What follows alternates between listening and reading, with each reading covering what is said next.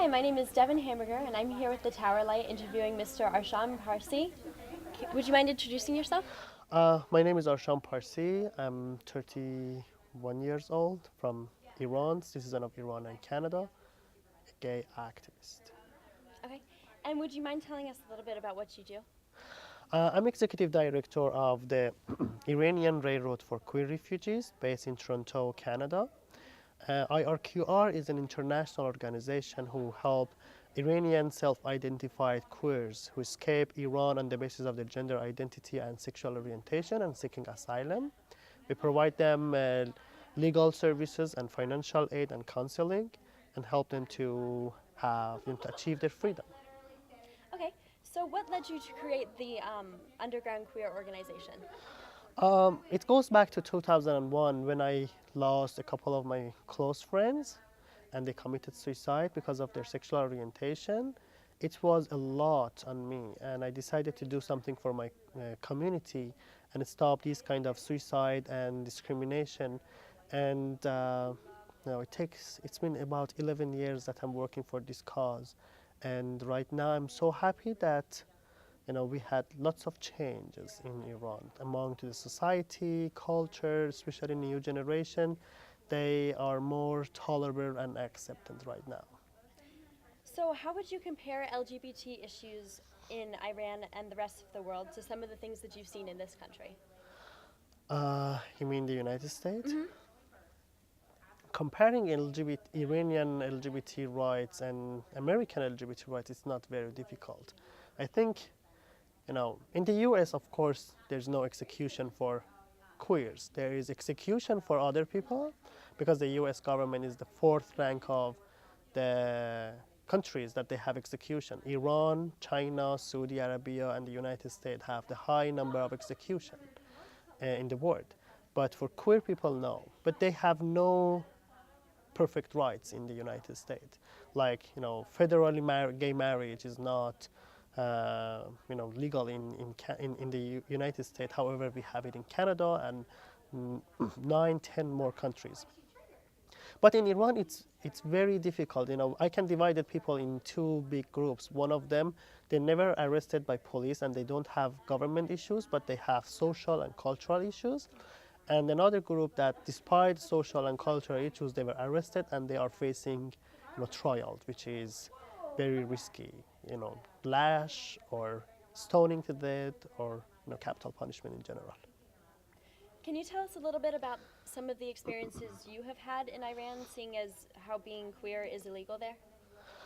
Uh, my experiences, most of my experiences was very depressing because I lost a couple of my friends and many of my friends were arrested and they were charged, and the luckiest one was, to have to pay about $10,000 as a fine. And I'm working with refugees right now and I'm seeing lots of people who are escaping Iran just, that they cannot be who they are.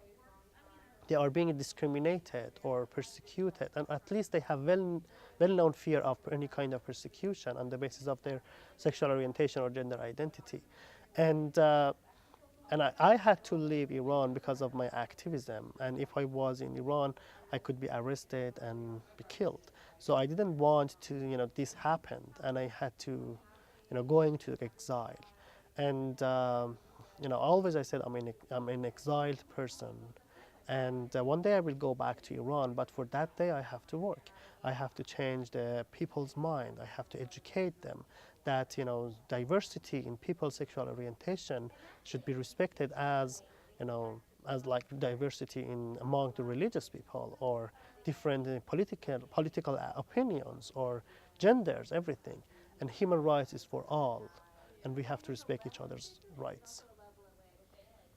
So, Towson University has made diversity a priority, especially within the LGBT Student Development Department. What's your take on that? It's very, important to have, I call it safe spaces and or positive spaces in the universities. And I think it's very, very important because, students, especially, the teenagers, it's very vulnerable people. And they could effectively, very easily by, some force outed actions to some students find out about other sexual orientation, maybe they can go and tell other people and it makes problem. And maybe you heard about some suicide in especially in California that teenager American did in last couple of months, and it's very horrifying. And I'm very happy to see universities and colleges, they are getting more information, they try to educate their students, because these kids are tomorrow's parents, and they might have a queer member of family. They have to know that how they should treat them, and I think it's very important. Okay. So, what is some advice that you might have for LGBT college students or anyone in general who might be afraid to open up with their sexual preference? uh, I would like to advise them to not having any fear. The sexual orientation is not their choice. It's something inside them, and they have to be proud. And I understand those who prefer to not talking about it, but they have to think what will happen if, for example, their friends find out about their sexual orientation and they don't want to be friends anymore. I think they are not real friends. A person is your friend regardless who you are. What is your sexual orientation, religion, race, anything.